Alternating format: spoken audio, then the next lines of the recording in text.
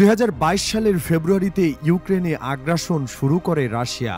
শুরু থেকে চীন এখন পর্যন্ত রাশিয়া ইউক্রেন সংঘাতে নিজেকে নিরপেক্ষ করার চেষ্টা করে এসেছে এবং ইউক্রেন রুশ আগ্রাসন শুরুর পর থেকে সেটির নিন্দাও জানায়নি বেইজিং। এমনকি রাশিয়ার আগ্রাসনকে আক্রমণ বলা থেকেও বিরত রয়েছে চীন। বেইজিং বলছে তারা যুক্তরাষ্ট্র এবং অন্যান্য পশ্চিমা দেশগুলোর মতো কোনো পক্ষকেই প্রাণঘাতী সহায়তা পাঠাচ্ছে না।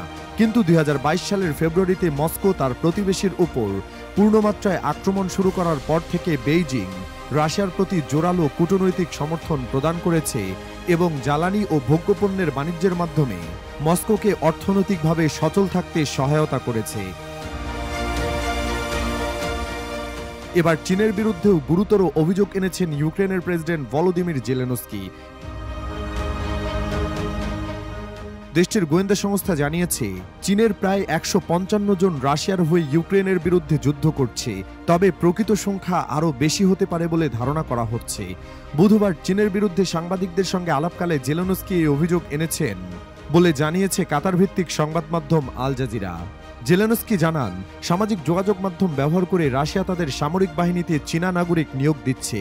চীনা সরকারও এ কাজে সহযোগিতা করছে। তিনি আরও বলেন, এসব ব্যক্তি চীনের কাছ থেকে কোনো নির্দেশনা পাচ্ছে কিনা কিয়েভ সেটা জানার চেষ্টা করছে। জেলেনস্কি বলেন, চীনের বিষয়টি গুরুতর। 155 জনের নাম এবং পাসপোর্ট সংক্রান্ত তথ্যও রয়েছে গোয়েন্দাদের হাতে, যারা ইউক্রেনের ভূখণ্ডে রাশিয়ার হয়ে যুদ্ধ করছে। আমরা বিশ্বাস করি এই সংখ্যা আরও অধিক হবে। এর আগে মঙ্গলবার জেলেনস্কি বলেন, ইউক্রেনের সেনাবাহিনী যুদ্ধের ময়দান থেকে 2 জন চীনা নাগরিককে আটক করেছে, যারা ইউক্রেনের মাটিতে রুশ সেনাবাহিনীর সঙ্গে ছিল। চীনা সেনারা রাশিয়ার হয়ে যুদ্ধ করছেন এমন অভিযোগ এবারই প্রথম করল ইউক্রেন।